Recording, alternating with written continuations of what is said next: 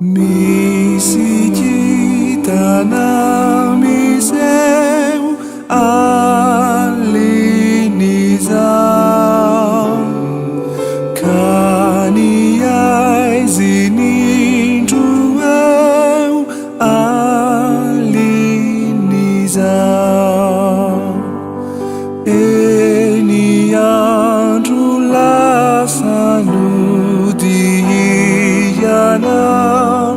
ao kanunufi Zani ruti alinizam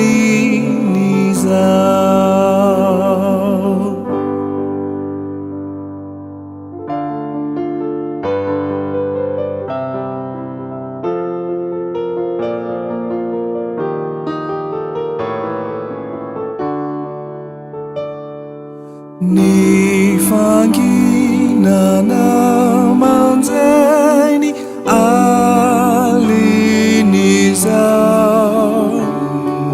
Tisirena we miteni alinizam Nyeriteritanu sisamyai jasi Mami savisa